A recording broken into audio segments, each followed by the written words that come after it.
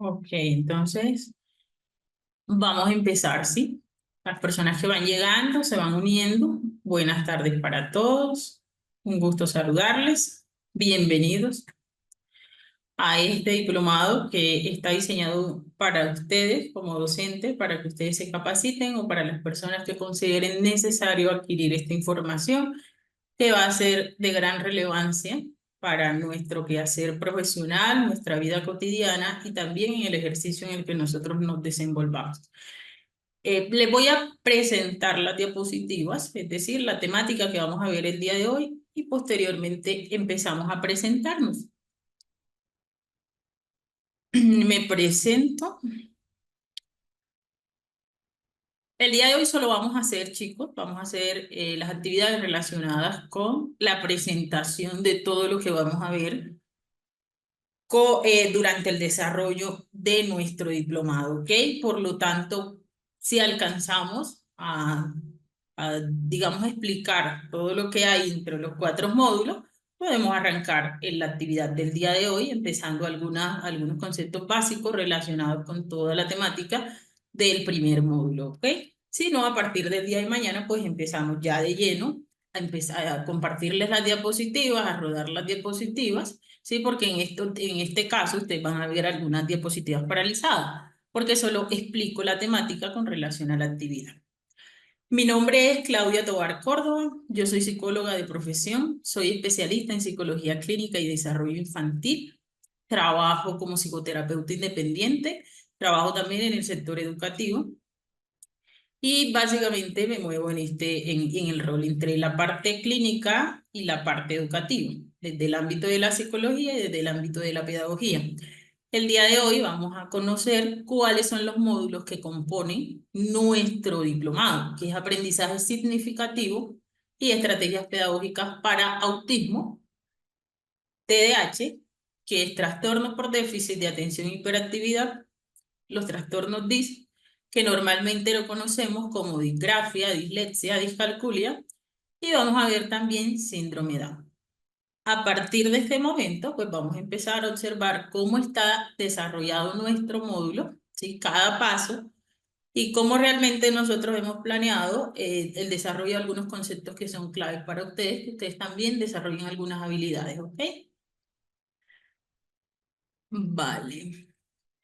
Bueno, ¿cómo es la metodología antes de, para que de pronto todos tengan la oportunidad de poder escuchar al inicio de la clase? La metodología que nosotros utilizamos generalmente trabajamos desde las 6 de la tarde hasta las 9, 9:05 de la noche, 9:10, dependiendo. Nuestras clases están programadas desde las 6 hasta las 9:30. Por lo tanto, en muchas ocasiones nos vamos a demorar 5 minuticos más, 10 minuticos más. Hacemos recesos, los recesos literalmente los tomamos al finalizar, ¿sí? Esto siempre lo he repetido en la mayoría de los diplomados, pero es con el objetivo de que salgamos un poco más temprano. Si hacemos el receso de los 15 minutos, entonces salimos un poco más tarde, luego de las 9, porque tenemos que reponer el tiempo, dado que los módulos son bastante nutridos, son extensos y que la información que tiene cada módulo es bastante robusta. Entonces, básicamente es el desarrollo de nuestras actividades. ¿Cómo es la actividad de participación? Siempre realizamos una o dos actividades en el transcurso del diplomado. No estamos obligados a realizarlas, ¿ok? Porque la idea es que ustedes también conecten con la temática y también puedan desarrollar una actividad que a ustedes les complazca y que les genere ese aprendizaje significativo. No estamos obligados, pero sí es importante que tengamos en cuenta que en un momento dado, si necesitamos realizar alguna actividad, yo reviso todas las actividades y si ustedes tienen algo que, digamos, si les tengo que aportar algo en el desarrollo de las actividades, siempre les hago algún comentario, lo recomiendo de manera general, la reviso y cuando hacemos la socialización, entonces ahí doy algunos tips que son fundamentales que tengamos en cuenta, ¿ok? Entonces me las leo todo, chicos, ¿sí? Todas las actividades. Independientemente del número de personas que asistan al diplomado, me leo todas las actividades que suben cuando de pronto corresponde desarrollar alguna actividad como tal. Entonces son dos actividades, pero siempre dejo casos. Entonces, de alguna u otro modo, siempre las relacionamos aquí en clase, en participación. Entonces, con anticipación les aviso para el día en que toque dejar la actividad, ¿ok? No es algo que de una u otra manera yo llego y hoy hay una actividad, no, siempre lo voy anunciando. Lo anuncio desde el primer día y 2 días antes, el desarrollo de la actividad, siempre se las explico, ¿ok? Importante que tengan en cuenta. Nuestras actividades como tal, hay un link donde ustedes van a descargar todo ese material. No envío actividades por WhatsApp, no envío actividades por correo electrónico, ¿sí? Porque son varias personas, o sea, son muchas personas.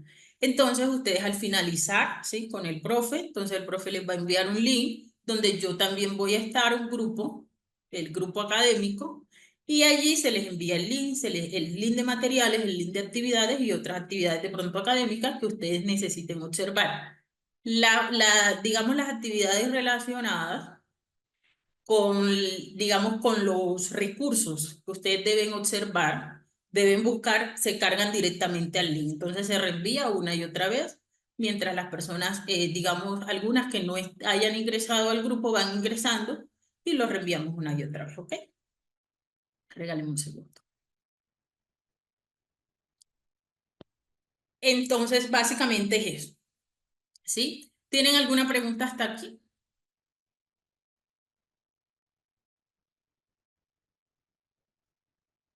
Sobre lo que he explicado con respecto a dónde vamos a enviar las actividades y eso. ¿Ok?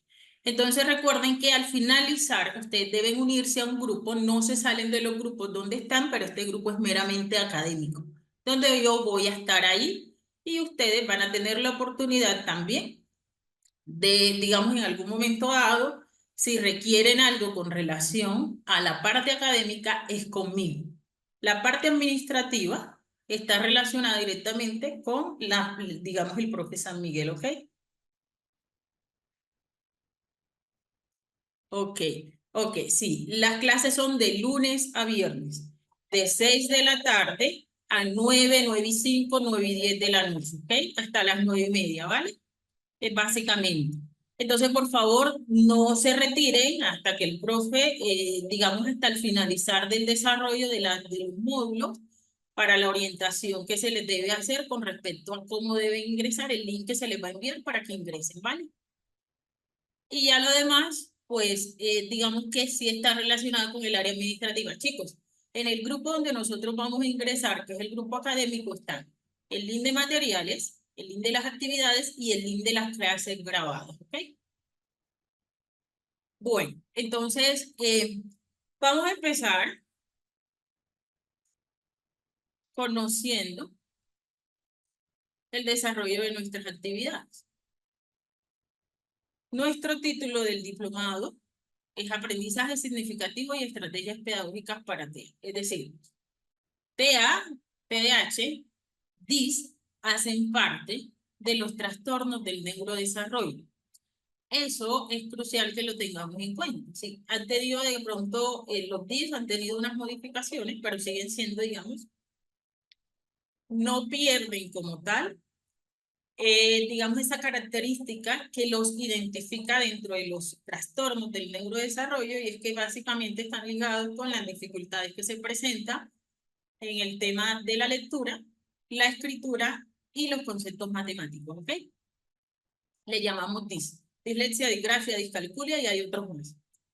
El objetivo general que nosotros hemos planteado para ustedes es que ustedes puedan abordar estos aspectos conceptuales, chicos, que les va a permitir conocer la visión y las opciones que van a ser considerables para que ustedes tengan en cuenta un enfoque integral de la educación, porque recuerden que tanto el TEA, ¿sí? Los trastornos DIS, el síndrome de Down, y el TDAH hacen parte también de las actividades que nosotros tendríamos que planear y están muy ligadas a todo lo que tiene que ver el marco del enfoque integral con relación a la parte inclusiva, ¿vale?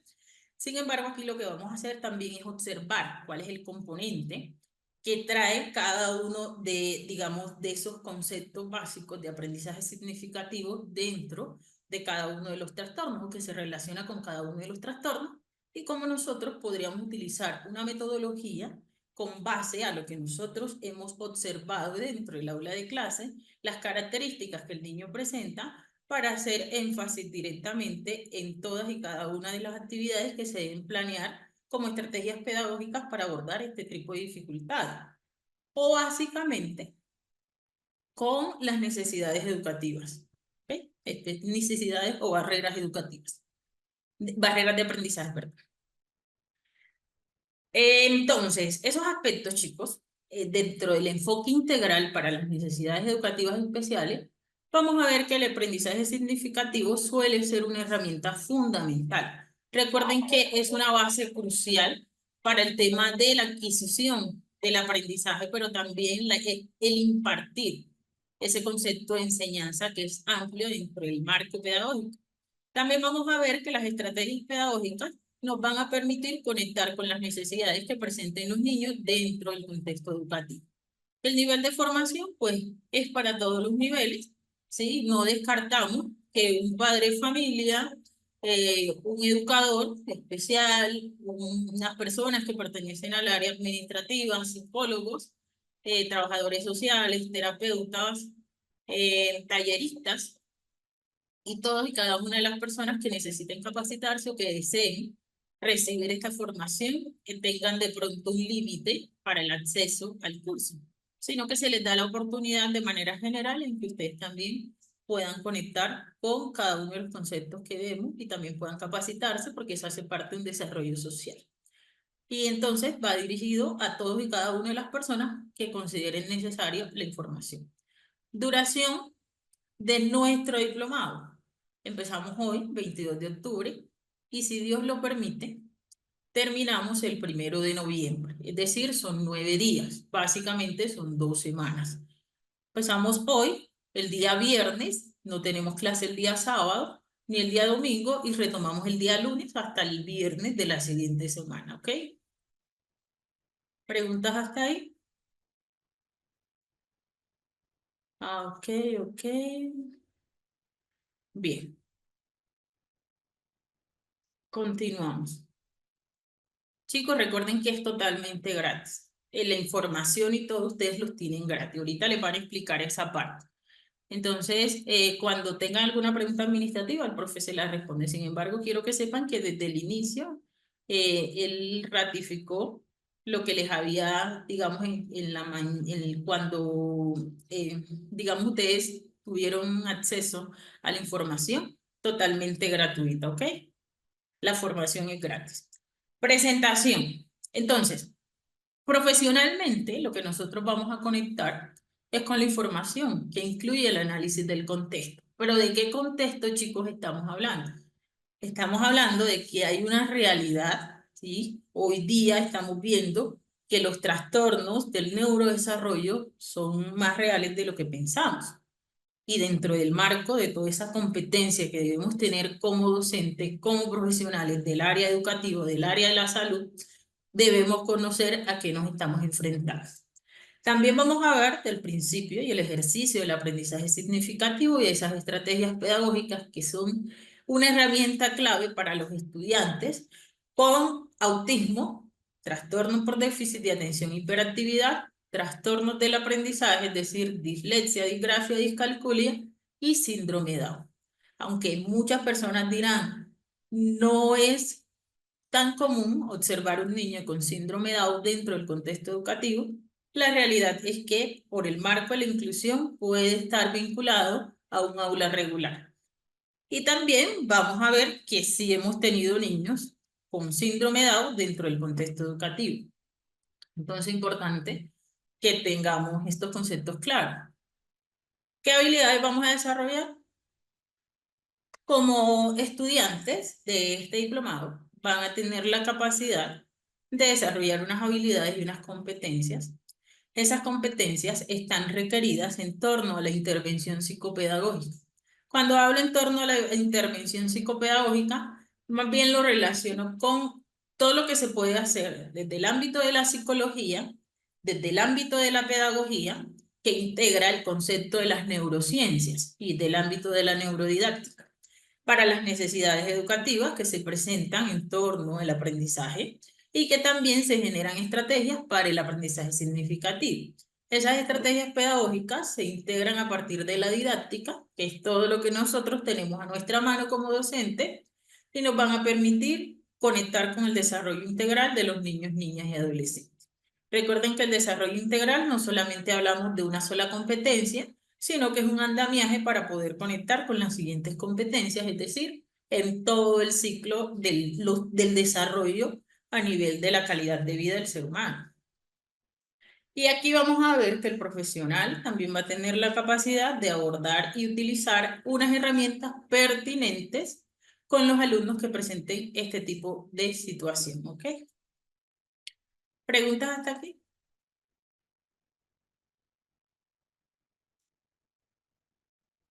Ok.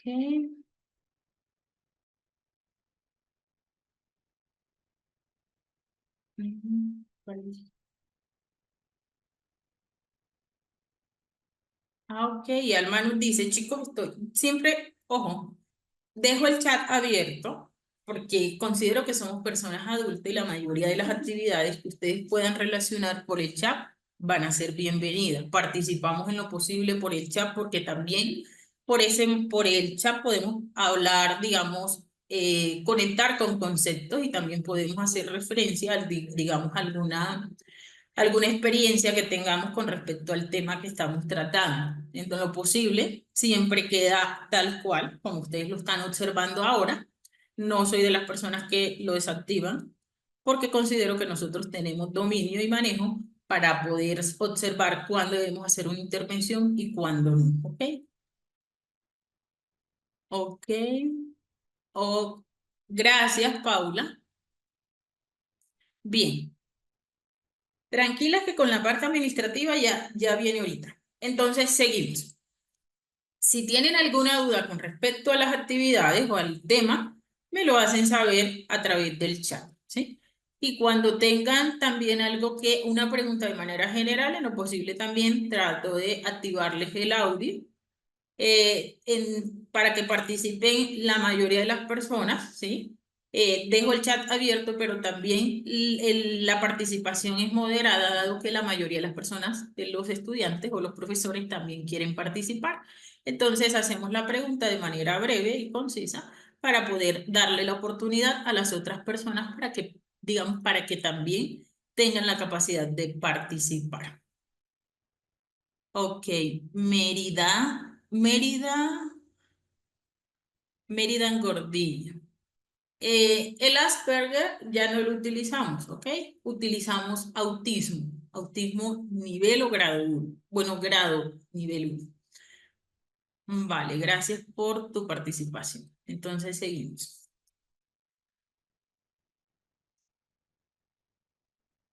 El TEA significa el trastorno del espectro autista, ¿ok? Pero hablamos de autismo como tal. Jessica me dice que por qué ya no se utiliza. Resulta que en el manual diagnóstico y estadístico de los trastornos mentales es una modificación de algunos conceptos. Hay chicos que traen diagnósticos antes del 2003 y todavía hay personas que los relacionan con eso. Pero la modificación de los conceptos permitió evaluar algunos trastornos como el síndrome de Rett, que ya no está dentro de los trastornos del espectro autista y otros trastornos más, salieron de ese grupo y ahí quedan los trastornos del espectro autista, que básicamente es autismo, y también está el trastorno por déficit de atención y hiperactividad, ¿ok? En los del neurodesarrollo. Entonces, esa modificación conceptual realmente sale para también hacer un abordaje directo sobre, digamos, los conceptos que se deben tener en cuenta para referirnos a los chicos y resguardar también sus derechos. No, Jessica me pregunta que si la modificación de los conceptos se puede considerar como una modificación de la conducta del niño. No. Los grados de autismo hacen referencia al nivel de apoyo, es decir, a qué tanto necesita un niño en torno al apoyo. El Asperger vendría siendo, dicen, nivel 1, ¿sí? Entonces es más relacionado con eso. Bueno, entonces seguimos, chicos. Igual aquí los vamos a conocer, ¿no? No, digamos, no hay pérdida en torno a la parte conceptual porque trato de buscarles información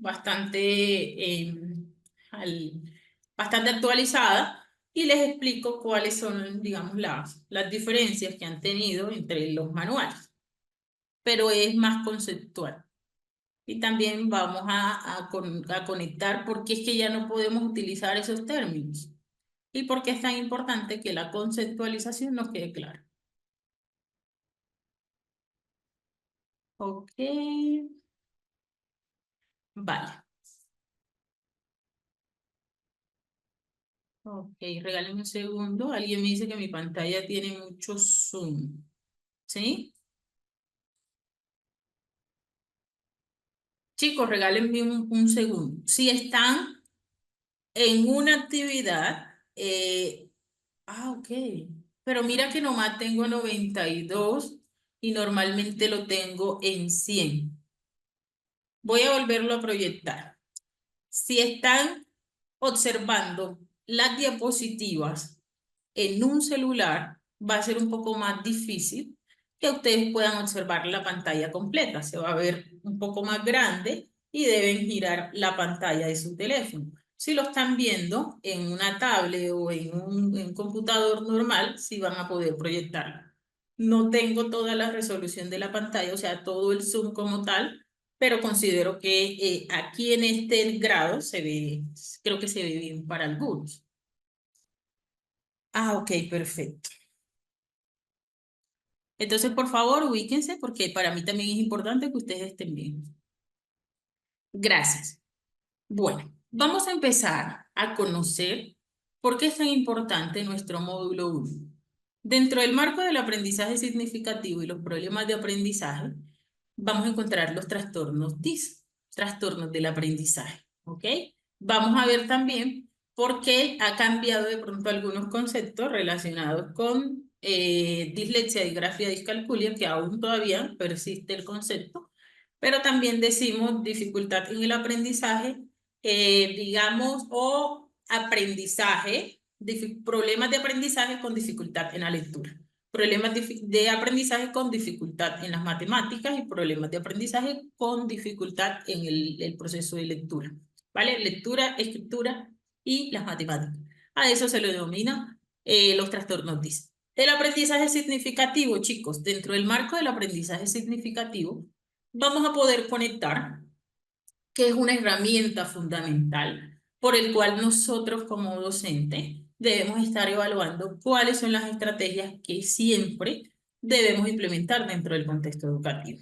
Es decir, el objetivo que nosotros planteamos es que cada uno de las personas que reciben el proceso de enseñanza-aprendizaje lo hagan desde una manera amplia, conceptual, cotidiana, que se relacionen realmente con los conceptos que tienen a su alrededor, pero que la implementación de esas actividades les permita también ir desarrollando unas competencias en el marco del sistema educativo. Y no solamente en el sistema educativo, sino que trascienda en otras actividades como es la parte social, la parte familiar y las otras áreas de ajuste donde se desenvuelve cualquier persona. El aprendizaje significativo es básicamente un concepto amplio dentro del marco de la educación. Pero es importante porque los estudiantes van a adquirir un conocimiento que está relacionado con todo lo que tiene que ver en torno al estudio y las experiencias. El tema de la motivación, que el chico, el niño, el adolescente vive o la persona adulta vive, también está relacionado con esa experiencia y esa parte vivida diariamente a través del tiempo. En ese contexto donde el chico se desenvuelve, hay unas herramientas que son cruciales. ¿vale? Esas herramientas que son cruciales, son indispensables para nosotros. Se puede decir que el chico, cuando estamos hablando de aprendizaje significativo, es que el chico ya viene con unos conocimientos previos y los va a potencializar. Y lo que le presentemos en el desarrollo de esa clase o en la implementación de esas estrategias pedagógicas, lo que permite es que ya esos conocimientos obtenidos por los estudiantes van a ser significativos cuando conectan con lo que nosotros le estamos presentando porque durarán para toda la vida. El aprendizaje es significativo, chicos, cuando logra conectar con el estudiante que hace una síntesis sobre lo que está observando, la interpretación que hace con referencia al contenido que se le está presentando, pero que él logre interiorizarlo e interpretarlo. Ese aprendizaje no se le va a olvidar, porque surge de sus conocimientos, surge de su percepción y de esas ideas que él conecta desde su interior, es decir, esa información que trae consigo y la conecta, esa nueva información, lo que hace que el aprendizaje se potencie y por lo tanto el aprendizaje dura a lo largo de toda la vida. Es decir, ¿cuántas personas no recordamos todo lo que tiene que ver con nuestra infancia, cuando íbamos al colegio, la profesora como nos explicaba de pronto las vocales, ¿sí? Algunos contenidos. Y nos dicen, tengo muy buena memoria cuando la profesora tal en el grado primero utilizó una herramienta y me acuerdo cómo nos explicaba tal actividad. Ese aprendizaje que de la profesora o que la persona que estaba impartiendo esa información lo conectó con una herramienta de atracción y motivación para la persona que estaba recibiendo la información. Lo que es tan relevante para la persona que recibe esa información que logra conectar, ¿sí?, con la memoria a corto plazo, la memoria a largo plazo, el almacenamiento, y eso hace que sea un andamiaje para las otras competencias y el desarrollo de otras habilidades en torno al concepto de enseñanza-aprendizaje, ¿sí? Hay un concepto básico y es el de la torre con respecto al aprendizaje significativo que está relacionado con que es el que puede relacionar esos conocimientos nuevos con esos conocimientos previos, ¿ok? ¿Cuáles son esos conocimientos previos? Los que ya el estudiante trae consigo. Y esto lo que hace es que le va a permitir asignar un significado a lo aprendido, que fue lo que acabamos de ver, pero en otras palabras, y también lo puedo utilizar en otras situaciones de la vida. Si yo estoy dentro de un contexto educativo y estoy, digamos, desarrollando una clase y estoy realizando una actividad relacionada con algo que suele ser un poco más complejo para los chicos, yo tengo que buscar las estrategias para poder conectar con ese concepto, sobre todo porque estoy hablando de niños que pueden comprender la información de una manera totalmente diferente a la que yo estoy acostumbrada a relacionar. Un ejemplo claro es que cuando nosotros estamos dentro del aula de clase con niños neurodivergentes o neurotípicos, entonces vamos a poder observar que a los chicos se les va a dificultar adquirir esa información de una manera que puede ser común para las personas, pero para ellos supone una manera de interpretación diferente, digamos, en la manera de conectar, ya sea por la parte visual, por la parte auditiva, y también se refuerza, digamos, por esa parte que es fundamental, que es la parte sensorial. Este tipo de actividades del aprendizaje significativo y los problemas de aprendizaje que se pueden presentar a lo largo del desarrollo del ciclo vital en los niños que presentan TEA, TDAH, DIS y síndrome Down está relacionado básicamente en cómo nosotros, a través de ese aprendizaje significativo, podemos conectar con los beneficios de la neurociencia que nos hablan cómo funciona el cerebro de una persona cuando está motivada. Y las emociones tienen un impacto directo en cómo nosotros recibimos esa información. Eso va a ser crucial para nosotros porque la neurociencia es una de las grandes, digamos, de esas ciencias, esas disciplinas que nos han enseñado a nosotros a poder trabajar desde una parte, digamos, relacional con la parte emocional y también nos permite comprender cómo funciona el cerebro de una persona cuando hay un interés y cómo hay unas redes neuronales que se potencian para la adquisición del aprendizaje, cómo se tejen básicamente y esas redes dan lugar a otras redes, otras redes, otras redes. Vamos a tener la oportunidad de observarlo en el desarrollo de nuestro primer módulo Y también ustedes van a tener la oportunidad de poder hojear unos artículos que van a ser relevantes para que ustedes se preparen para esta temática. Vamos a ver que también el aprendizaje significativo, entonces, tiene una nueva información, se adquiere en significado mediante una especie de anclaje, ¿sí? Cuando nosotros decimos que estamos trabajando con una especie de anclaje dentro del concepto educativo para el sistema de información, es decir, para el anclaje de esa información, se necesita también una estructura cognitiva. Esa estructura cognitiva, vamos a ver que en la mayoría de los niños, de pronto en los niños con TEA, la teoría de la mente y la modificación de algunos conceptos a nivel de esas estructuras cognitivas se encuentran modificadas.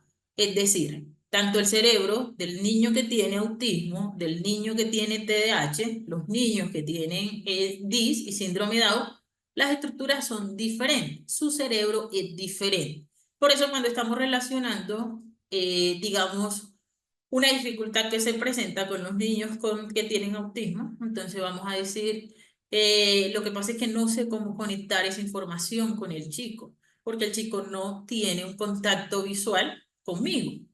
Entonces ya, ok, hay que tener en cuenta que su cerebro no le permite tener ese contacto visual con las otras personas y eso no es propio del niño. Es decir, cuando digo que no es propio, es porque no es que el niño quiera realizar la actividad para ignorarlo, es que eso es propio del trastorno. Y sí, dentro de las características del concepto de autista, son características propias del trastorno como tal. Entonces es importante ir descartando que la mayoría de los niños que tienen TEA o autismo, ¿sí?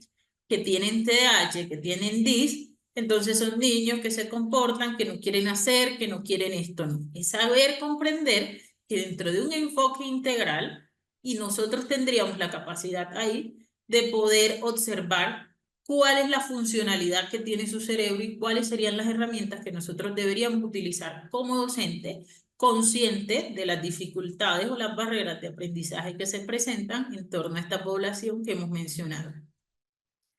Ese aprendizaje significativo, ojo con esto que también que les voy a resaltar, que es bastante importante tenerlo en cuenta.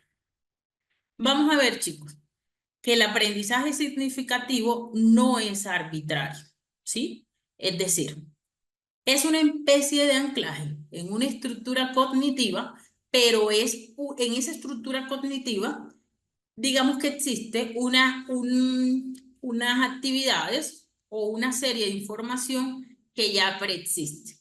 Existe antes de, se recupera y por eso es que se denomina que sirve como anclaje. Es decir, cuando ese nuevo conocimiento se engancha de forma sustancial y de esa forma lógica, lo que sucede es que suele ser coherente y no suele ser arbitrario en conceptos, en proposiciones.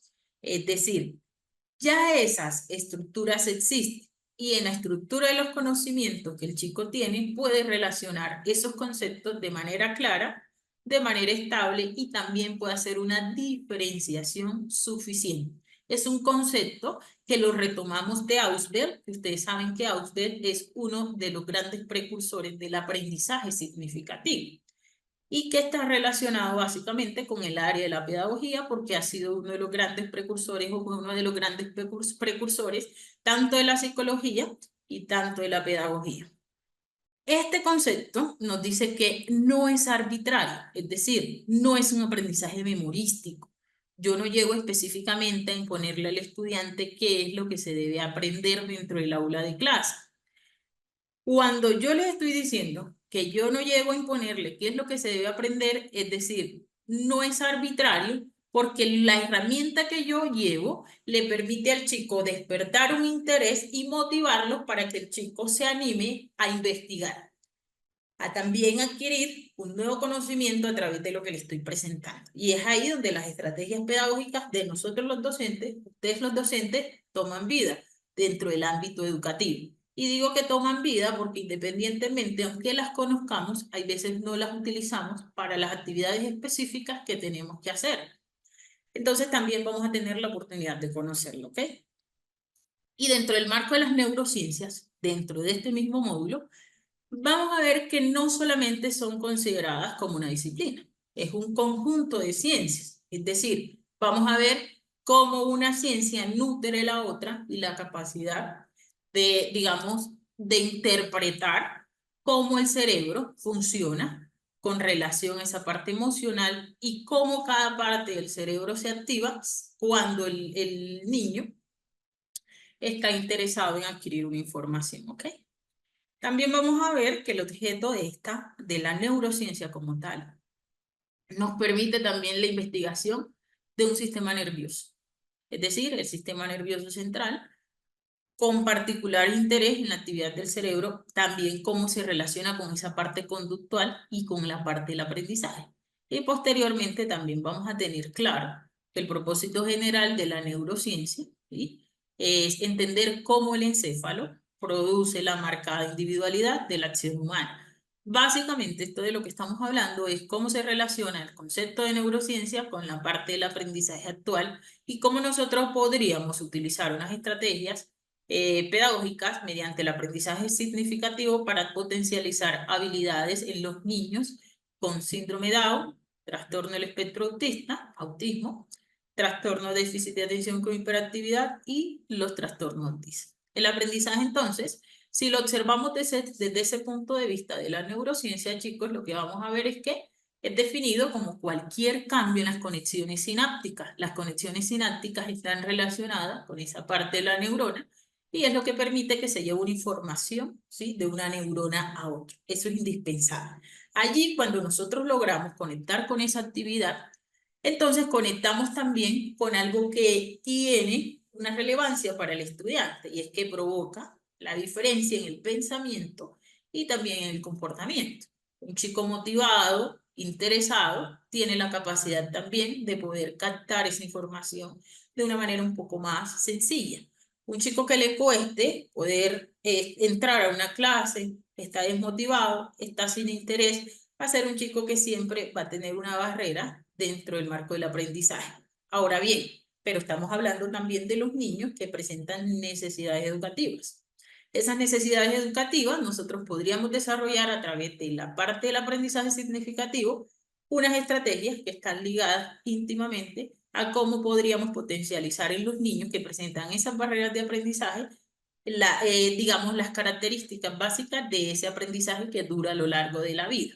Lo que tendríamos que tener en cuenta es por qué se presentan esas características en los chicos, cómo funciona su cerebro y cómo nosotros desde la parte pedagógica podríamos entablar una serie de herramientas o desarrollar una serie de herramientas para hacerle frente a esas necesidades educativas que presentan los chicos. También podríamos tomar un concepto amplio de la neurociencia y es que la parte de la información, de las prácticas o la experiencia de la vida, se asocia también al sistema del aprendizaje y eso lo que hace es que modifica la parte de la estructura del cerebro. Las experiencias que nosotros tenemos a lo largo de la vida se asocian con el tipo de aprendizaje que también nosotros podríamos decir que es una estructura anclada al desarrollo de unas competencias que van a cobrar vida, ¿sí?, por decirlo así, podríamos nombrarlo de esa manera, o que toman una relevancia en otras etapas del desarrollo. Entonces, las experiencias que nosotros tengamos dentro del sector educativo son fundamentales porque nos van a permitir conectar con la necesidad de los chicos, pero también hacer un trabajo que es bastante amplio en el concepto de la docencia, ser maestro como tal, ¿ok? ¿Qué logramos, chicos? Cuando conectamos con esta temática de la neurociencia, el neurodesarrollo, actividades y competencias, aprendizaje significativo, debe generar en el aula un ambiente que nosotros podríamos recordar todo el tiempo y es que no sea monótono, pero sí es importante que el aula tenga un ambiente que invite a todos los niños a investigar, a aprender y a construir un aprendizaje. Eso es un concepto amplio de Auswell, ¿vale? Preguntas hasta aquí del primer módulo de lo que vamos a ver.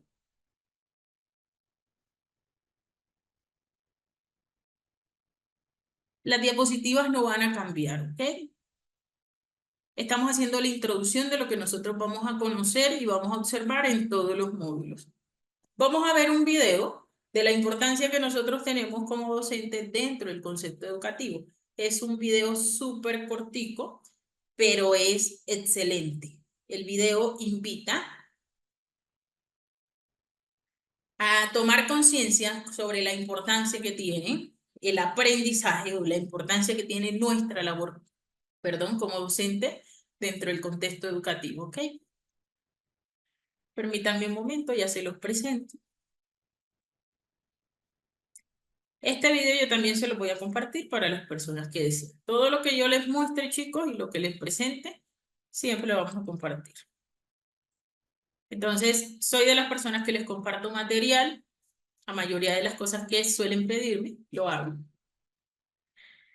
Y les entrego material para todo, para aquello que en un momento dado no podemos manejar y que nosotros debemos tener presente que sí existen unas estrategias. Entonces, vamos a observar, por favor, el video y luego de ese video, pues podemos responder cuáles serían como esas estrategias que usted como docente implementaría para poder dejar, ¿sí?, una huella en sus alumnos, teniendo en cuenta que también son niños que necesitan una parte afectiva, que la parte afectiva jamás se debe olvidar dentro del marco educativo, porque no es solamente letras, ¿ok? Lo vamos a hacer súper rapidito. Y posterior a eso, entonces sí vamos a trabajar con el segundo, vamos a explicar nuestro segundo módulo, ¿vale? Bien, chicos. Ok. ¿Qué les pareció el video? Es hermoso. Tiene un impacto directo en cómo nosotros también podríamos observar la labor que hacen nuestros compañeros, nuestros docentes y la labor que hacemos nosotros y la invitación que hacen, ¿sí? Este video es relativamente nuevo en esta página, tiene un mes, se los voy a compartir, ustedes también podrían buscarlo como lecciones que dejan huella, el poder del maestro. Y así podrían encontrar otros videitos que también digamos, van a ser cruciales para ustedes, el poder del maestro. Excelente, así es. De verdad que la primera vez que lo vi, me impactó bastante. Tiene un mensaje bastante profundo y te mueve la fibra. Te permite también saber que independientemente de las dificultades que puedes observar dentro del contexto educativo, tienes mucho para dar como docente y que a través de todo ese aprendizaje que tienes, de tu saber pedagógico como profesional, tienes unas herramientas que van a ayudar a los niños a superar esas barreras de aprendizaje. ¿Vale? Entonces, ok, hermoso, hermoso, muy bueno. El video es hermosísimo. Gracias, Laura, por tu participación. Así es. Gracias, Janet, por tu participación. Recuerden que estamos haciendo también como una pequeña participación por el chat, lo que ustedes desean conectar con lo que realmente les ha impactado el video y sobre lo que ustedes consideran que es importante resaltar a través del video. Gracias, Janet, muy amable. Enseñar con amor, buscar la forma de que ellos se sientan a gusto, buscar que ellos no tengan confianza, dar tiempo individual, abrazarlos. Escuela es una forma de olvidar lo que viven en casa. Gracias, Janet. Vale, Gina, muchísimas gracias. Miosotis dice que nosotros somos los encargados de sembrar esa semilla de amor en los niños. No es en vano, Rosa, así es. Recuerden que ahí hay un pedacito del video que es bastante crucial para nosotros y es que en muchas ocasiones nos frustramos como docentes porque queremos que el fruto de la semilla salga enseguida. Recuerden que con los niños que tienen unas barreras de aprendizaje, y yo considero, y por experiencia, chicos, les tengo que decir que cuando los niños tienen dificultades en el proceso de la lectura, en el proceso de la escritura, cuando vemos de pronto que estamos implementando estrategias y sentimos que no da fruto.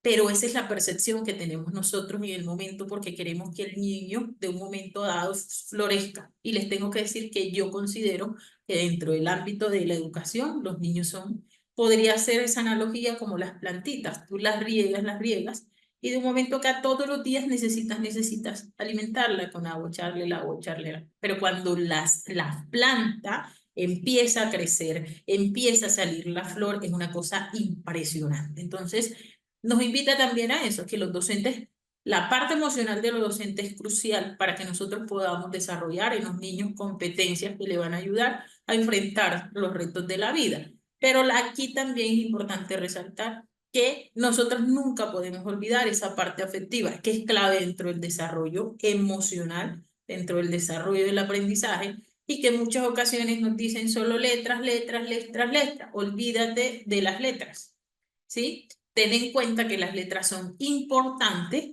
pero conserva el desarrollo integral del niño, pero ante todo, conserva esa esencia del muchacho y también potencia esas habilidades socioafectivas, socioemocionales que son indispensables para que el niño también pueda avanzar. Los avances en los chicos que nosotros vamos a ver, los niños que tengan de pronto una dificultad en torno al aprendizaje, una barrera de aprendizaje, van a ser lentas con relación sí, a su grupo etario o a sus pares.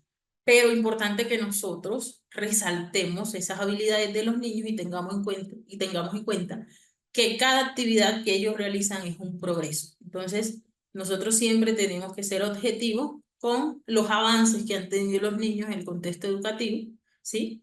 Y que han tenido la oportunidad de superar esas barreras de aprendizaje que se les presentan con respecto a la adquisición de un nuevo concepto, ¿vale? Vale, Jordalis, muchísimas gracias. Norberto, un gusto saludarte. Creo que ya has estado conmigo.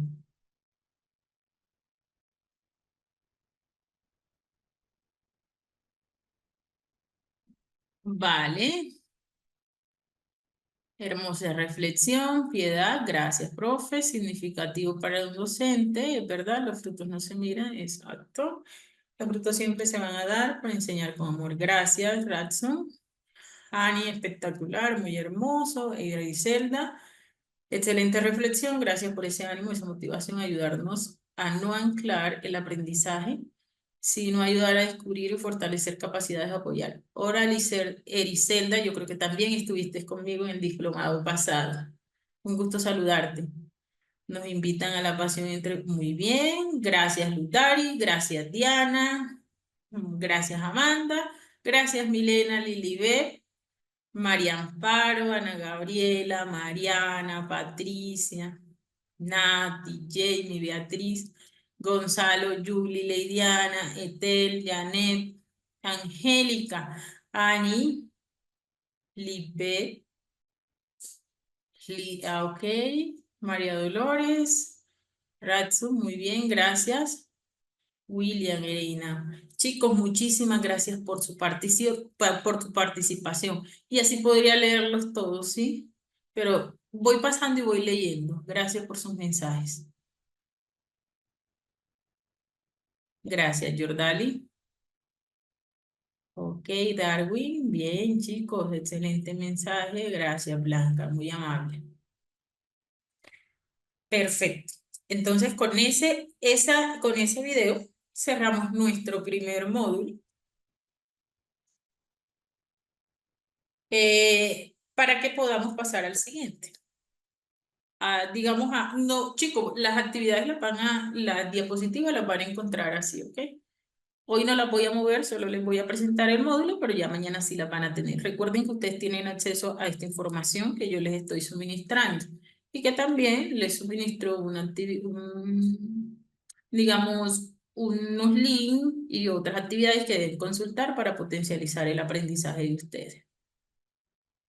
Vale, Magister, Ana María. Vale, Silvia, muchísimas gracias. Bueno, ¿cuántas personas han estado aquí en el diplomado pasado conmigo? Veo bastantes.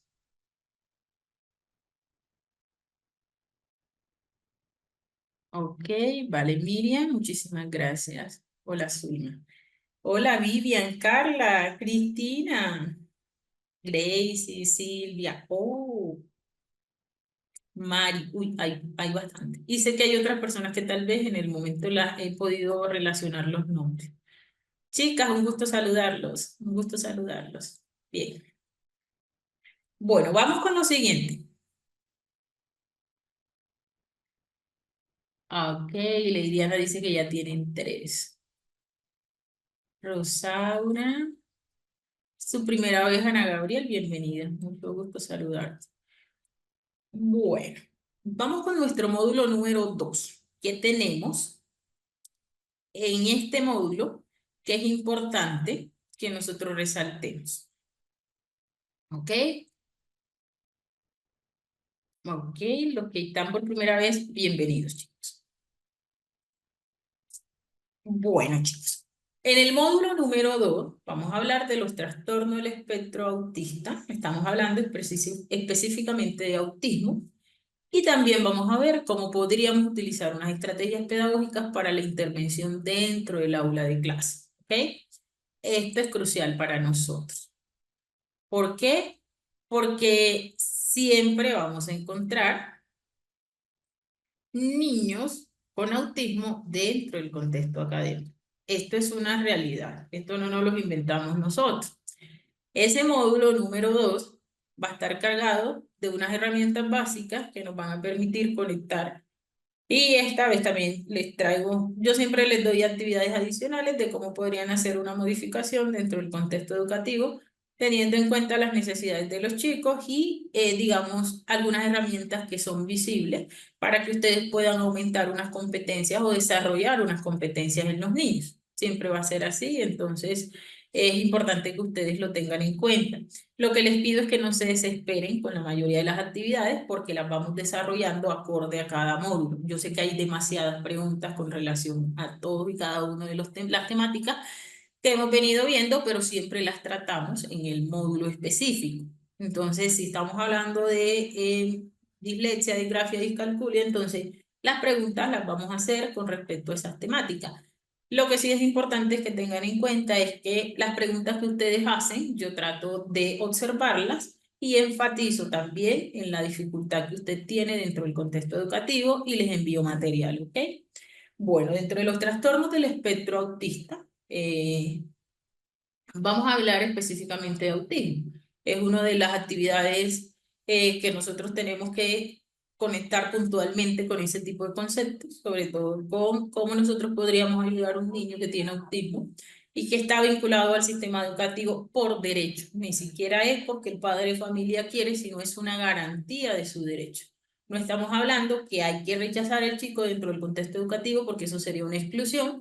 Estamos hablando de que nosotros le garanticemos ese acceso a la educación y que a través de ese acceso a la educación se le brinden también unas herramientas para que el niño pueda avanzar y se mantenga en el contexto educativo. Y vamos a ver cómo estas estrategias pedagógicas son la clave para poder desarrollar esas competencias. Entonces, el autismo es un trastorno del neurodesarrollo, ¿sí? Tiene un componente neurológico, también hay unas características que vamos a poder estar observando, ¿sí? Con relación a cómo se presenta. Dato exacto, chicos, de cuál es el factor directo que influye en el trastorno, no lo tenemos. Es decirles, literalmente sería echarles mentira, porque nosotros no podríamos decir específicamente el trastorno se dio por esto y esto. Como hay unas características que son clave, tenerlas en cuenta y que son también factores que son determinantes para que el trastorno se presente, es importante resaltar que no solamente existe uno, sino que existen varios. Están los factores genéticos, ¿sí? Tiene una base neurológica, pero es importante tener en cuenta que el cerebro del niño con autismo tiene una estructura totalmente diferente, procesa la información de una manera totalmente diferente. Y este trastorno se caracteriza porque hay un déficit en la parte comunicativa, un déficit en el desarrollo de algunas actividades relacionadas con las rutinas. También vamos a ver que hay una dificultad en la manera en cómo se dan, digamos, se presentan algunas conductas, algunos intereses de los niños y van a ser muy marcados en el área social. No solamente afecta esa área social, sino que interfiere directamente en el ámbito familiar y eso trasciende al área educativa. En el área educativa vamos a ver que los niños con trastorno del espectro autista se le presentan también mayor dificultad en las relaciones sociales porque el ambiente, el espacio donde se desenvuelve el niño, debe ser crucial para garantizarle el acceso a esa educación plena, pero también las herramientas para que adquiera el aprendizaje significativo. Y es aquí donde nosotros cuando estamos trabajando con niños que tienen los niños neurodivergentes o neurotípicos, entonces tenemos que hacer esas adaptaciones dentro del contexto educativo, ¿vale? Esto también nos ayuda a comprender que ese trastorno tiene esa presencia de alteraciones entre grandes áreas. Ya les había explicado la interacción social en el área de la comunicación y la flexibilidad conductual en el área cognitiva y de interés. Vamos a ver cuáles serían las dificultades que se le presentan a los chicos con relación a la adquisición de aprendizaje en un ambiente que puede ser considerado abrumador para el chico desde esa cantidad de cosas que están a su alrededor y que no le permiten una concentración hasta todos y cada una de esas herramientas que podríamos nosotros considerar que son pedagógicas, pero que también son unos distractores y pueden generar en los niños un desequilibrio a nivel emocional. De las cosas que nos cuesta a nosotros los docentes dentro del aula de clase, controlar un poco y no saber cómo manejar es la parte conductual, ¿ok? Y también yo les doy unas estrategias para que ustedes puedan abordar esa parte conductual dentro del aula de clase. Las estrategias básicamente están relacionadas también en el manejo de esos comportamientos dentro del aula de clase cuando se presentan, ¿ok? Y lo hago porque sé que cuando nosotros no tenemos de pronto esa orientación del manejo, nos frustramos mucho como docentes. Entonces ahí entra un papel muy importante y es el de la paciencia, el de capacitarnos y el de adquirir unas herramientas que son ideales en el manejo emocional de los chicos, pero ante todo en el manejo emocional de usted como docente. Si usted como docente no tiene ese manejo emocional, difícilmente va a lograr un manejo emocional dentro del contexto educativo. Y recuerden que cuando trabajamos con niños, niñas y adolescentes o con todas las personas, pero en especial con este grupo que yo considero que los niños pequeños son una esponjita, que todo lo que observan lo pueden reproducir una y otra vez, eso se llama modelado, y que puede ser positivo o puede ser negativo, que también lo vamos a observar dentro de, digamos, el desarrollo de nuestro diplomado.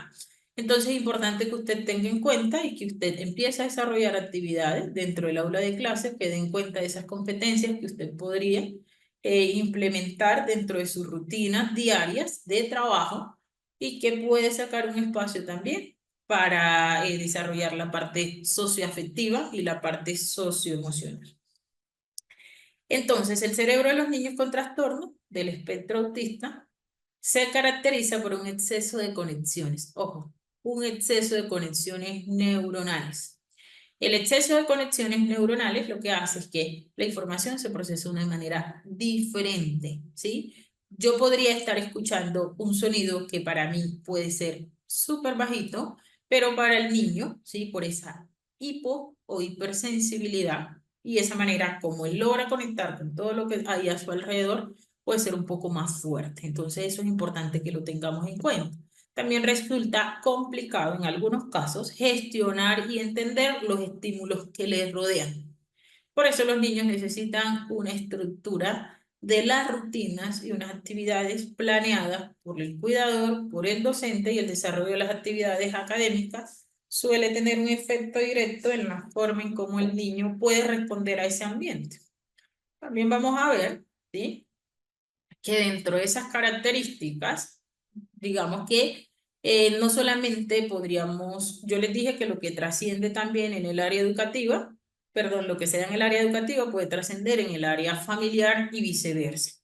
Si los niños podríamos estar relacionando que vienen de un hogar en el que escuchan mucho ruido en todas sus habitaciones, en todas sus actividades, con un complejo cableado, es decir, es como la relación que se hace de cómo esas conexiones, ese exceso de conexiones, puede relacionarse con esa parte, esa analogía que se hace dentro del contexto educativo y dentro del contexto familiar. Un ejemplo claro sería que esa relación del exceso de conexiones sería un espacio lleno de mucho ruido, ¿sí?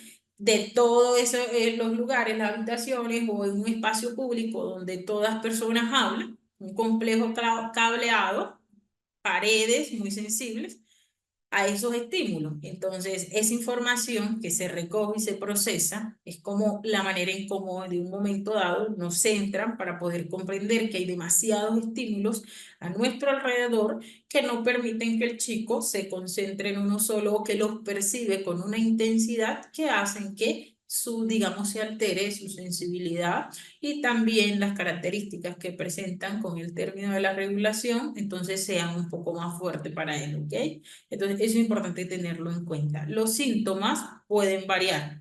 Sí, es cierto. Nosotros vamos a ver que en la sintomatología de los chicos vamos a encontrar también que se pueden presentar niveles y grados, ¿ok? Los niveles y el grado, como les expliqué ahorita, corresponden literalmente al apoyo y eso lo vamos a ver también en el desarrollo de nuestro diplomado. Entonces, van a ser algunos que pueden considerarse el nivel y el grado de apoyo uno, 2 y 3, y eso requiere específicamente conectar con lo que el niño siempre va a necesitar ayuda en los tres niveles. No es que el nivel uno no necesite y ya, digamos, ese término también está mandado a recoger. Autismo de alto funcionamiento. Ya no se utiliza mucho. Es más, ya no se utiliza. Porque entonces consideran que hay una exclusión en en los otros dos grados. Se utiliza autismo nivel uno o grado uno, ¿ok? Y hace referencia específicamente en que el niño tiene un trastorno y es a la capacidad que también nosotros podemos comprender de la ayuda que requiere. No quiere decir que el niño que tenga nivel uno o grado uno corresponda específicamente a un niño que puede, digamos, relacionarse en todo su en todo su contexto, porque puede hablar, porque puede estar vinculado a un aula regular y todo eso. ¿No? Es saber que aunque el niño tenga ese nivel, también va a necesitar apoyo de menor intensidad, podríamos decir, menor grado, con relación de pronto a la ayuda que se le dé, pero siempre la va a necesitar y siempre vamos a ver que van a haber dificultades en las tres áreas, van a ser un poco menos notorias en los chicos y la calidad del desarrollo de las actividades y el abordaje que se hace a nivel terapéutico también es base para poder ayudarles a los niños a manejar, digamos, a desarrollar unas competencias con base a la mejoría de la calidad de vida, en el desarrollo de las competencias emocionales y también en el manejo de algunas conductas disruptivas que suelen ser esenciales, poder conectar con ellas para que el niño también aprenda algunas competencias con relación a esa parte socioemocional, ¿ok? También vamos a conectar que el espectro es grandísimo, por lo tanto, nosotros no podríamos decir que todos los niños autistas se parecen. Como es un espectro, el concepto de espectro corresponde a que no se presenta de la misma manera en todos los niños. Hay unas características que son puntuales del trastorno, pero vamos a ver que hay niños que tienen unas habilidades excepcionales y que por eso, tal cual como sucede en un desarrollo típico y un desarrollo atípico, no podríamos considerar que el niño es igual que el otro. También hace referencia a lo que nosotros somos como personas y esa parte individual que nos caracteriza porque somos únicos e irrepetibles. No hay dos personas con autismo iguales, ¿ok? Entonces, con relación al tema, ¿tienen alguna pregunta con respecto a la temática que hemos visto?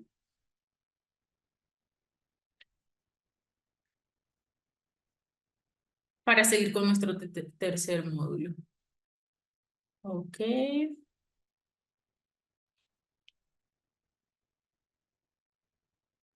ok, ok, ok.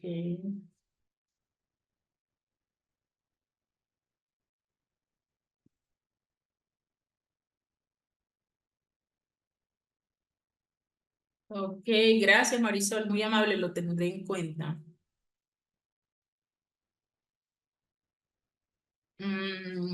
Ok.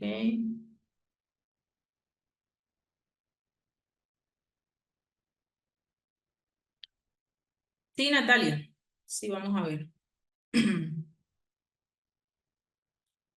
No, chicos, ojo, las conductas disruptivas se presentan cuando también se pueden presentar trastornos conductuales, pero digamos que hay conductas que están relacionadas a las necesidades que se presentan y no son resueltas o no se le dan un manejo dentro, digamos, de ese contexto educativo, no se le sabe dar el manejo, ¿sí? Entonces es importante que lo tengamos en cuenta. Las conductas se pueden presentar por todo, digamos, las dificultades emocionales que el chico presenta. Pero toda conducta, como tanto en niños, adultos, adolescentes, tienen de base unas necesidades que necesitan ser observadas de manera puntual y necesitan hacerse una, digamos, yo evalúo a través de la observación por qué se presentan este tipo de comportamientos y qué hay detrás de ese comportamiento que el niño viene manifestando,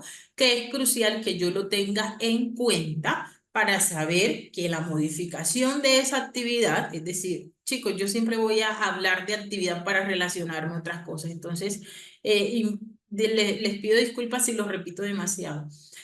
Digamos que la base como tal, en torno a las actividades que se presentan o las conductas que se presentan antes de, yo debo observarla para saber cómo actuar con referencia a lo que se puede estar presentando luego de que esa conducta se dé. Entonces, cuando yo atiendo esa necesidad, puedo modificar que digamos, esa parte comportamental del chico y por lo tanto lo que hago es que estoy pendiente a las necesidades que el chico está presentando para poder atenderla y darle un manejo totalmente diferente a lo que siempre se espera, ¿ok?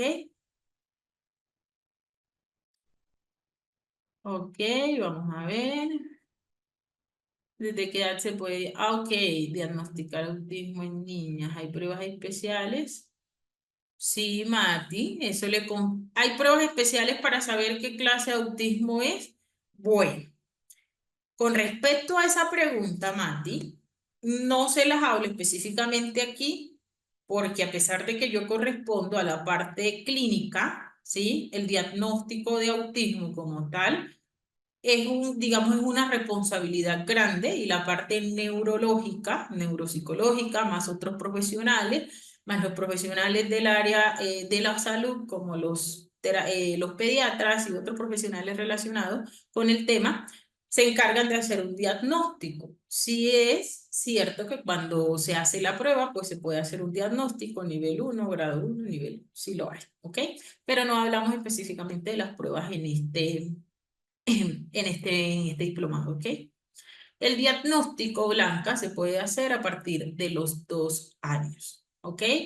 Pero ojo con esto, en niños, digamos que los diagnósticos se ven bastante.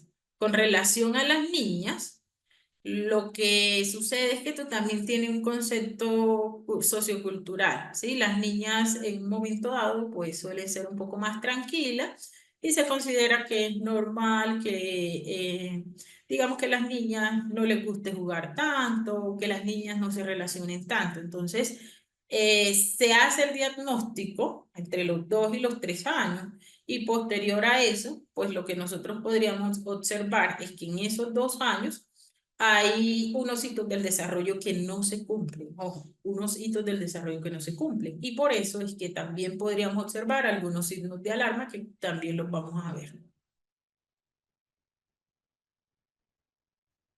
Ok, Ofe nos dice, ¿por qué la mayoría de las mamás de niños autistas dicen que solo se gusta ciertos alimentos por lo regular? Ah, ok.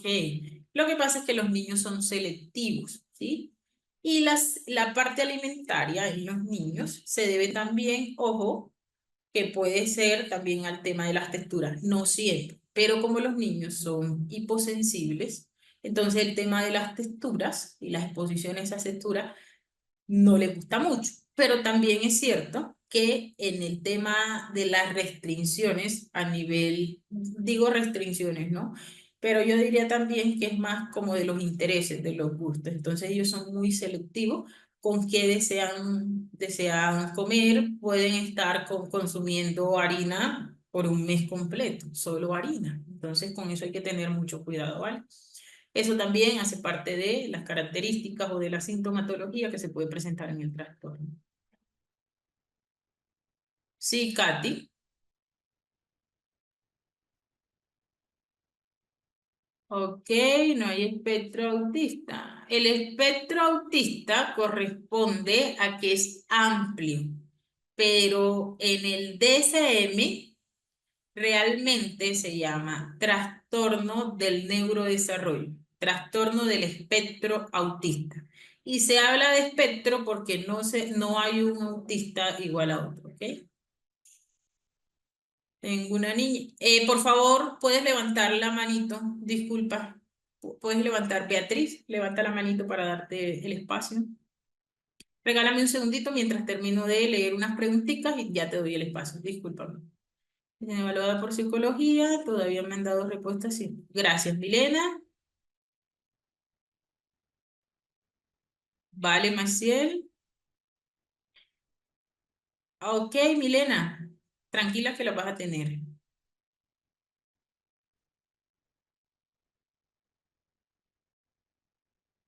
Nivia, no me has dicho el trastorno que tiene el niño. Ok, tuvo un niño nivel 2, presenta una hipersensibilidad. Ah, ok, perfecto, María Guadalupe. Gracias, muy amable. Los docentes no hacemos diagnósticos ni aplicamos herramientas psicológicas como test, ¿sí? Si no tenemos competencia. Nosotros no hacemos esos diagnósticos. Esa competencia le corresponde, digamos, a la parte psicológica, ¿sí? Nosotros sí podríamos hacer una evaluación a través de la observación, pero para el diagnóstico dentro del aula como docente no. Si correspondes al área del ámbito de la psicología, sí, si tienes la competencia en, digamos, en el abordaje de los test, sí lo podrías hacer, pero como docente no lo haríamos. Eso corresponde más ya a la parte de la evaluación que se hace directamente con unas características específicas, pero no están ligadas íntimamente a la parte pedagógica.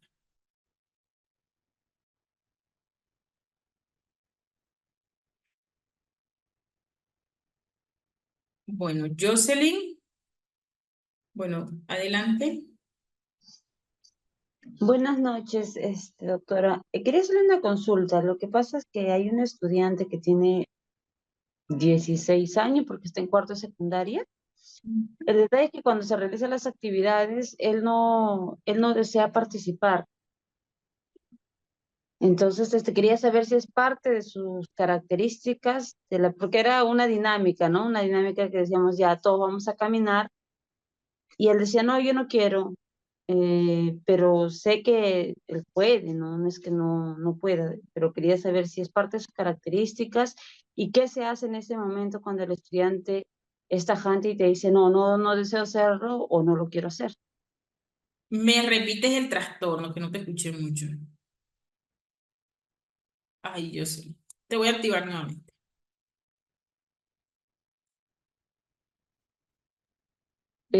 Aparentemente tiene autismo grado Está 1. diagnosticado. Sí, está en plena evaluación y Ah, ok. es probable, está en probable todavía, porque solamente ha pasado por el psicólogo. Tú eres la profe que me escribió que estabas en una evaluación con el No, niño, no, ¿no? no. Ah, ok. No, mío es ya un adolescente. Ah, ok, bien. Ujú. Mira, cuando los niños, gracias por tu pregunta. Cuando los niños tienen autismo, nosotros sabemos que hay actividades que en muchas ocasiones le va a costar, ¿ok? Y más cuando ya son adolescentes. Cuando los niños se relacionan con las personas, cuando están a su entorno y tienen dificultades en esa interacción social, es muy importante que nosotros trabajemos actividades lúdicas, actividades que están relacionadas a la integración del grupo, pero eso también les va a costar un poco a los chicos. No quiere decir que es que él no la pueda realizar, sino que antes de realizar la actividad con anticipación, un día antes o digamos antes que el chico se vaya, mañana vamos a realizar una actividad relacionada con tal, tal, tal.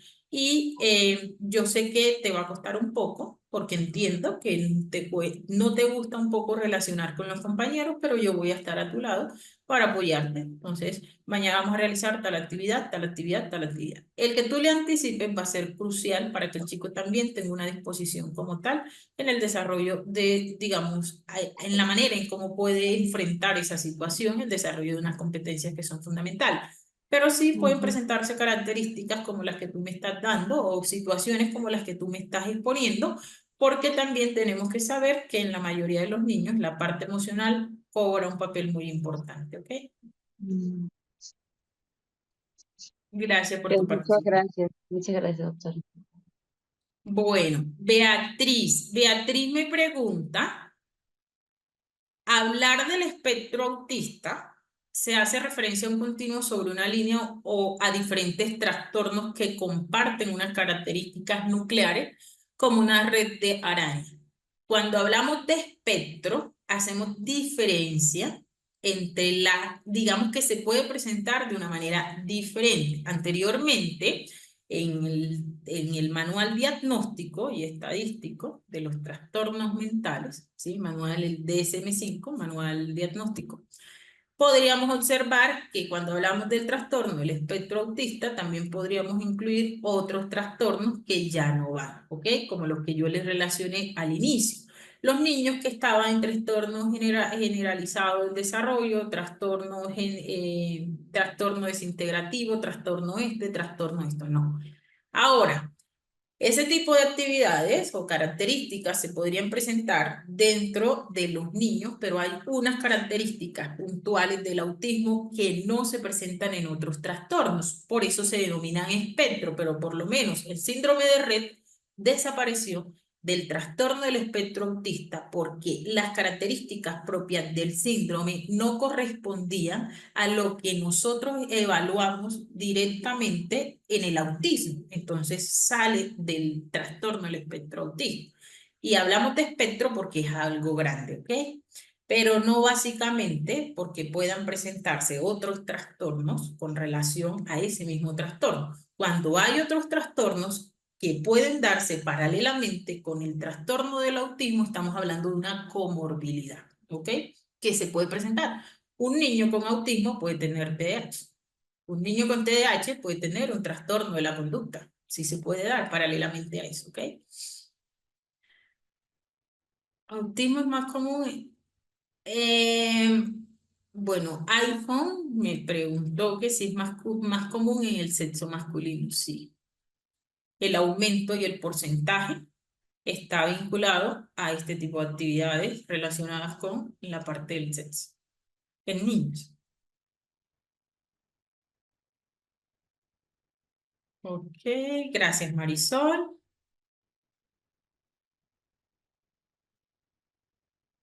Ah, ok, alguien me preguntaba, chicos, aquí, que si el trastorno, el autismo trae discapacidad. Sí, trae discapacidad intelectual, ¿ok? Una discapacidad. Dentro del marco se pueden dar, claro que sí, el chico puede presentar una discapacidad. La alimentación, ¿vale? Importante, nutrición, ¿cuál es la metodología TIC, ETEL? Aquí no la vemos como tal, como un enfoque totalmente amplio, pero sí utilizamos estrategias. Etel nos pregunta cuál es la metodología TIT. TIT es un programa que está relacionado con el ABA. ABA, digamos que tiene una amplia gama en unas actividades relacionadas en la parte comportamental y la estructuración de unas herramientas básicas para ayudar a los chicos. La metodología TIC se utiliza dentro del marco educativo, pero ahí utilizamos los sistemas aumentativos y los sistemas alternativos, y son los pictogramas o todos y cada una de las estrategias que podemos utilizar para comunicarnos también con los chicos.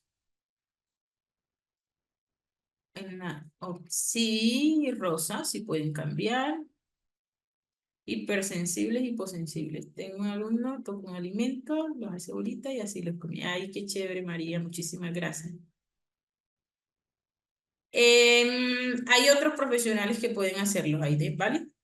Una semana pide sándwich y otras empanadas, así es. No.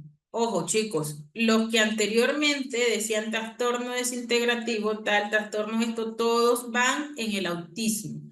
El autismo es grado 1, grado 2, grado 3, ¿ok? Ok, ¿cómo ayudar a un niño diagnosticado? Chicos, estoy leyendo para pasar al siguiente módulo. Ah, ok, sí, sí, sí, Cristina. El docente refiere al psicólogo o neuropsicólogo, así. Un psicopedagogo podría. ¿Tiene herramientas? Shalom, sí las tiene. Bueno, profesora, pero también tiene crecimiento acelerado. Hay un niño que tiene autismo y tiene crecimiento acelerado, que está ok. Hipo y frustra mucha facilidad. Ok, tiene 5 años. Chico, estoy leyendo, por favor, acá las actividades. Práctico mover el cuerpo. ¿Qué desafíos puedes enfrentar con chicos con autismo? Ojo, que eso pues son barreras actitudinales que se pueden presentar inicialmente.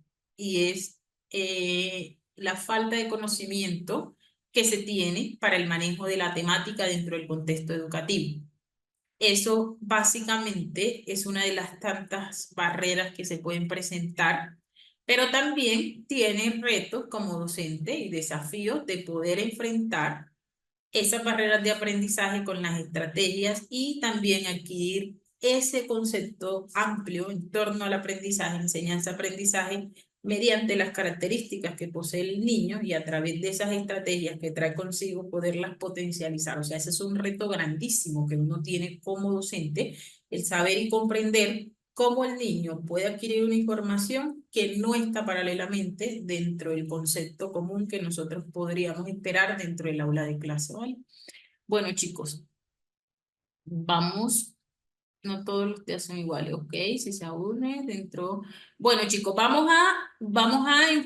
termino los dos módulos y después les respondo preguntas, ¿ok? Así que por favor, si van a hacer más preguntas, importante que tengan en cuenta que no las voy a poder visualizar. Entonces, por favor, las pueden dejar ahí, ya termino de realizar la actividad y posteriormente, entonces sí contestamos las preguntitas, ¿vale?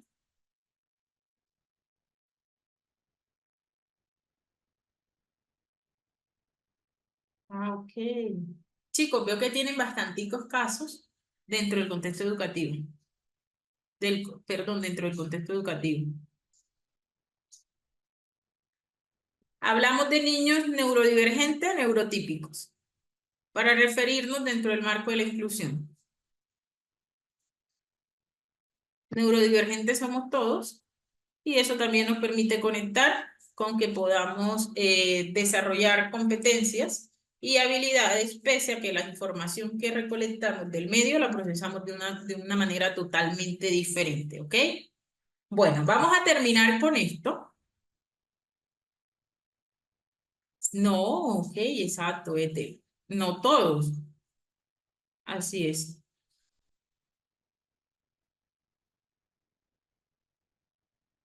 Ok, está presentando, se repite todo el maestro dice, no me fue el maestro algún trastorno. Bueno, recuerden que los diagnósticos se descartan o se confirman. Son hipótesis diagnósticas que nosotros hacemos y que necesitan la revisión de un profesional que pueda descartar o confirmar la hipótesis que inicialmente surge de la evaluación observacional que nosotros identificamos o de unas características o de unos signos de alarma que identificamos dentro del contexto educativo, dentro del área familiar o en el entorno social. Pero es importante descartarla, porque sí hay que tener la precaución de un diagnóstico que es más una etiqueta, ¿ok? Bueno, vamos con esto, chicos. Trastorno por déficit de atención y hiperactividad. Básicamente, o con relación a lo que nosotros hemos hablado, este trastorno con hiperactividad lo podríamos encontrar, vamos a ver cuáles son las tres características que presenta hiperactividad, impulsividad e inatención, ¿sí? Tiene una, digamos, es muy notorio en alguna sintomatología que se puede presentar. Es el trastorno que se puede encontrar también más frecuente en la infancia junto con el autismo. Afecta a una población bastante elevada. Puede darse, como les dije, también puede ser paralelo al autismo. Y nosotros vamos a notar que este trastorno es más evidente en la etapa escolar. El trastorno por déficit de atención e hiperactividad se diagnostica justamente cuando se empieza a exigir una demanda del ambiente o cuando la demanda del ambiente es tan fuerte para el niño que empieza a exigirle algunas competencias y entonces ahí nosotros vamos a entablar que hay una diferencia con relación al comportamiento de los pares y también con relación a los hitos del desarrollo. Ese trastorno por déficit de atención con hiperactividad, esas características van a ser notorias, pero el trastorno por déficit de atención con hiperactividad puede presentar tres variaciones, lo que significa que no todos los niños que tienen el TDAH completo, es decir, el trastorno por déficit de atención e hiperactividad. Hay niños que solamente van a presentar trastornos por déficit atencional, ¿ok? Y esos niños van a tener dificultades para el tema de la concentración, van a tener también dificultades en el procesamiento de la información y pueden presentar dificultades en el proceso de la lectoescritura. Ojo, no quiere decir que aquí los niños no tengan la capacidad para hacerle frente a esa barrera de aprendizaje o para superarla, pero sí es importante que sepamos que se puede dar y que es bastante común dentro del contexto educativo. Son niños que también, como solamente tienen déficit de atención, vamos a ver que son bastante tranquilos. Y son esos niños que en un momento dado observamos el aula de clase y están observando lo que nos están diciendo de manera general. Y posteriormente vamos a observar su cuaderno y vemos que los niños no han transcrito nada. Entonces eso hay que tener mucho cuidado. Y son niños que no presentan mucho, en la mayoría de los casos, no van a presentar impulsividad, ¿ok? O tampoco pueden presentar hiperactividad. O pueden presentar hiperactividad, pero no presentan impulsividad. Pero ojo con lo que voy a decir. El niño puede presentar solo TDA, puede presentar el TDAH combinado, que es el que nosotros esperamos y es el que observamos más dentro del aula de clase. El que tiene todas las combinaciones, es decir, tiene hiperactividad, impulsividad e inatención. O solamente vamos a encontrar el niño que tiene TDA con impulsividad. El niño que tiene TDA, hiperactividad, serían los tres, o el niño que solamente presenta inatención. Estas características van a ser cruciales y nosotros vamos a observar cómo podríamos identificarlas dentro del aula de clase. Los niños con TDA, de manera frecuente, presentan dificultades en el aprendizaje. Y no es precisamente porque el niño tiene un trastorno relacionado con el aprendizaje, ¿ok? Las dificultades hay veces se asocian por la falta de atención, la falta de hiperactividad, perdón, la impulsividad y la hiperactividad. Pero son niños muy inteligentes con relación a lo que nosotros podríamos estar pensando que les cuesta el desarrollo de algunas actividades. Estos niños que presentan hiperactividad, entonces vamos a ver que quieren realizar todas las actividades en un momento dado y asimismo que presentan impulsividad quieren terminar las tareas y las tareas siempre vamos a revisarlas y algunas están mal hechas, ¿ok? Entonces son características que nosotros vamos a ver que son propias del TDAH. Inatención, escaso control de los impulsos, ¿sí? La falta de organización y también vamos a ver que hay una característica de la falta de motivación, ¿ok? Como consecuencias directas de este propio trastorno, entonces vamos a encontrar que las orientaciones pedagógicas deben ser puestas en práctica por las docentes. Esas orientaciones pedagógicas, de manera general, van a tener como base un protocolo de orientación de manera didáctica, es decir, unas estrategias pedagógicas que usted va a tener en cuenta para generar el proceso de enseñanza-aprendizaje. Esas actividades didácticas y esas estrategias pedagógicas le van a permitir a usted implantar unos ajustes y unas metodologías que puedan favorecer el desarrollo del alumno, ¿sí? Con TDAH y del resto del grupo. Cuando hablamos de los ajustes y las metodologías, realmente se refiere a que podríamos plantear algunas actividades a través de una planeación pedagógica en la que el niño también se beneficie, pero que no se deje de lado. Y también podríamos estar beneficiando al grupo porque dentro del marco de todo dentro, nadie en fuera, los niños, es el sistema educativo quien tiene que hacer la adaptación a las necesidades educativas del niño, ¿ok? La necesidad de recurrir a todo lo que tiene que ver las estrategias para atraer y conservar la atención de los niños va a ser indispensables. Los docentes, lo que hacemos dentro del marco del desarrollo de esas competencias, tanto el docente como para los niños, en todo momento de la atención hay que tener una alerta sobre lo que el niño está haciendo, ¿sí? También hay que tener, digamos, una observación directa en la atención a las diferentes actitudes que puede presentar el alumno o el niño allí dentro del contexto educativo. Y en ese mismo instante podríamos observar que se pueden presentar la parte de la hiperactividad, la parte de la impulsividad, pero que puede ser también paralelo con el sistema atencional, que en muchas ocasiones vamos a notar que es una de las grandes, digamos, de las grandes características que se presentan en el marco del proceso de aprendizaje. ¿Cuándo se hace el diagnóstico de este trastorno? Siempre vamos a ver que se hace a partir de los 6 años, cuando ya el niño entra al grado primero. ¿Por qué no se hace este diagnóstico antes, pese a que el niño presente características? Porque el niño está en pleno desarrollo. Y hay un movimiento que suele ser normal en la primera infancia, ¿sí? Que es que el niño se movilice y que nosotros como adultos decimos se mueve bastante, pero está en pleno crecimiento y desarrollo. Entonces, algunas características que suelen venir de la primera infancia se tienen en cuenta, sí, para que luego, cuando también se realice la observación de manera general y el diagnóstico, pues se haya tenido en cuenta que se vienen presentando algunas características desde la etapa anterior. Pero la mayoría de los diagnósticos se hacen a partir de los 6 años, por el desarrollo integral del niño y porque la primera infancia se considera la base fundamental de las competencias y el desarrollo físico, cognitivo, emocional, y es, digamos, un andamiaje para las siguientes etapas, ¿ok?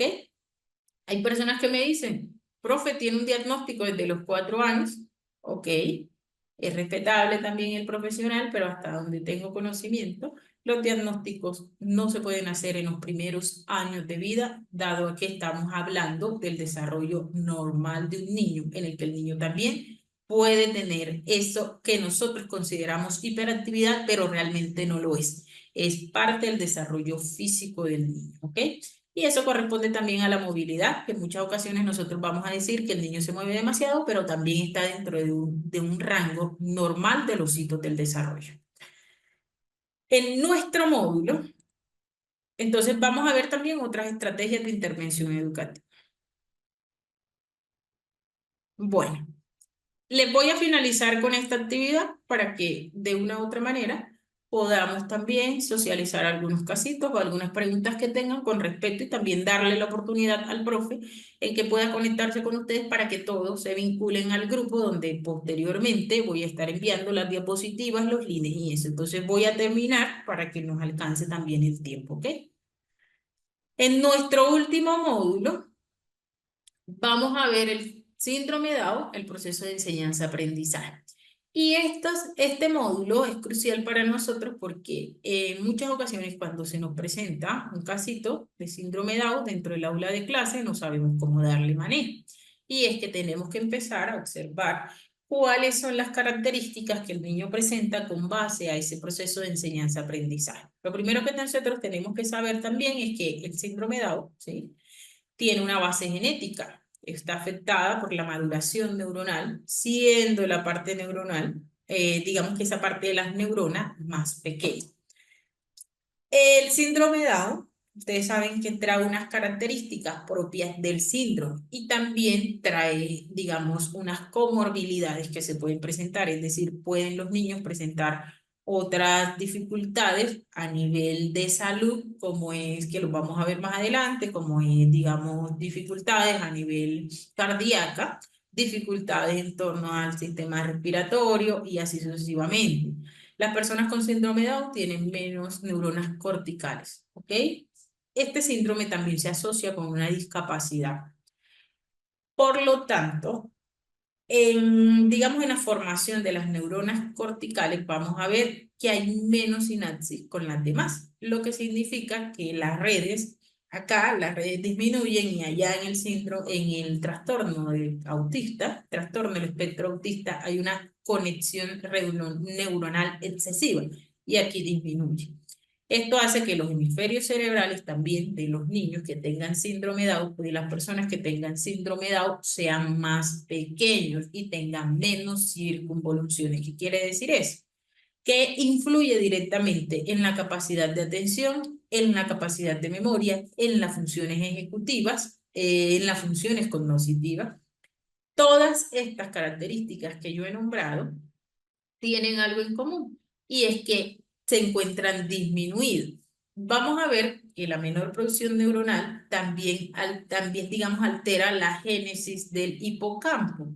Sabemos que son una de las partes del cerebro que está directamente conectada con la parte de la memoria y del aprendizaje. Y digamos que el cerebelo también se ve implicado en todo lo que tiene que ver con la atención, la memoria, el aprendizaje y el lenguaje. Todas y cada una de las características las vamos a ver, pero ustedes también van a tener herramientas de cómo podrían trabajar con los niños y no solamente de esa parte, digamos, de esa comprensión a nivel de los conceptos, sino las actividades propias que se deben desarrollar con los niños teniendo en cuenta las características propias del síndrome y lo que se espera lograr de estos niños en el desarrollo de unas competencias que son cruciales. Ahora bien, me preguntaban. Alguien me preguntaba que si los trastornos se van. No, los trastornos del neurodesarrollo no desaparecen. Los niños viven a lo largo del desarrollo de su ciclo vital con el autismo, con el TDAH, ¿ok? Y mejora la calidad de vida, pero no desaparece el trastorno. Puede pasar un nivel en el autismo del nivel 2 al nivel 1 con la ayuda y con todas las herramientas que se le brindan, sí. Puede pasar a un nivel 1 a un nivel 2 también, ojo, que eso es relativo. Los niños no tienen dificultades a nivel fonológico, lo que quiere decir que eso es propio de características del autismo, que en los niños algunos son no verbales y los otros son verbales. Lo que aquí evaluamos es la intención, ¿ok? La intención comunicativa, porque hay niños que pueden hablar frases cortas, pero hay otros que la relación con las demás personas se les dificulta un poco más. Por lo tanto, pueden estar, incluso pueden tener conversaciones a solo ellos mismos y no necesariamente la intención comunicativa sea con las personas cuidadoras que tienen a su alrededor, ¿ok? Adelante, Ninosca.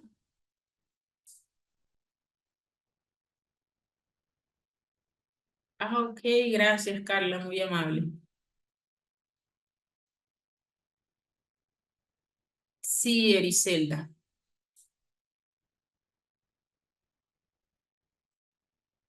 Chicos, miren, bueno, a Ninoska le estaba activando el audio, pero no sé qué sucede. Miren, de las cosas más difíciles que ustedes pueden comprender como personas empáticas es que ningún diagnóstico es fácil, ¿ok? Esto es importante que lo tengamos en cuenta. Y nosotros tenemos que saber que en la mayoría de los casos va a haber un proceso de negación de los padres en que su hijo tenga comportamientos que son considerados atípicos o que el niño se pueda considerar neurotípico, ¿ok? Entonces lo que tenemos que hacer es poder, desde la parte, ojo, que cuando nosotros somos docentes, nosotros hablamos con los padres de familia, pero a los padres de familia hay veces están en ese proceso de negación y nosotros los docentes no podemos ahondar aún más allá porque entonces el padre de familia las represalias contra nosotros. Para eso existe también el docente orientador o la persona orientadora dentro del contexto educativo, la persona que tiene la herramienta para esa psicoeducación. Sin embargo, lo que nosotros sí hacemos es observar las características del niño. Si no hay un diagnóstico, pasarlos al docente orientador para que el docente orientador active la ruta que es la remisión a un profesional de la salud o un profesional competente para que haga el diagnóstico. El hecho que el niño presente características y no tenga el diagnóstico no se puede etiquetear. Ojo con eso. Y otra, digamos, otra nota puntual que nosotros tendríamos que tener en cuenta es que si el niño puede moverse demasiado, ya fue ante el médico y no hay un diagnóstico de hiperactividad, no lo llame como hiperactivo. Ojo que eso es vulnerarle los derechos al niño, ¿ok? El mutismo selectivo, hay alguien, Gabriela, que me pregunta, el mutismo selectivo, hay que observarse el origen de ese mutismo selectivo. ¿Qué hay detrás? ¿Por qué realmente se está presentando? Y hay niños que eligen literalmente comunicarse con un compañerito dentro del aula de clase y a la docente, digamos, está nula la comunicación con la docente, pero hay que saber por qué el niño se está comportando así. Ese mutismo selectivo se da también cuando hay una parte emocional o cuando hay de pronto, no en todos los casos, ojo con esto, no en todos los casos, cuando de pronto hay un secreto que los niños no quieran contar o hay algo que los niños se cohíben de contar porque consideran que si lo hablan hay alguien que les puede hacer daño o hay alguien que consideran que no es tan relevante contarlo porque lo que tiene y lo que está sintiendo en ese momento no es tan importante. ¿Ok? Alexandra, sí. Ok, gracias, Glenny. Sí, es cierto que los diagnósticos tardíos en autismo sí deben de darse, porque eso es crucial. También nos permite conectar con las actividades, digamos, de saber por qué nos estamos comportando así y porque en un momento dado nuestra manera de interpretar la realidad es totalmente diferente a las otras personas. ¿Vale? Entonces, importante tenerlo en cuenta, ¿vale? Tranquila, Marta. Buenas noches. Sé que no es realmente el tema, pero es el primer caso y a pesar de que la niña no es fácil ayudarla. Vale, vale, Marta. Yo creo que tú hiciste la pregunta. Ah, ok. Creo que hiciste la pregunta en la parte de arriba, de Gabriela. De Gabriela, sí, y también tuve la oportunidad de responderla. ¿Puede un autismo, una persona autista tener? Sí, claro. Puede tener TDAH y puede tener autismo, ¿vale? Bueno, ya eso sí, ya a partir de mañana empezamos.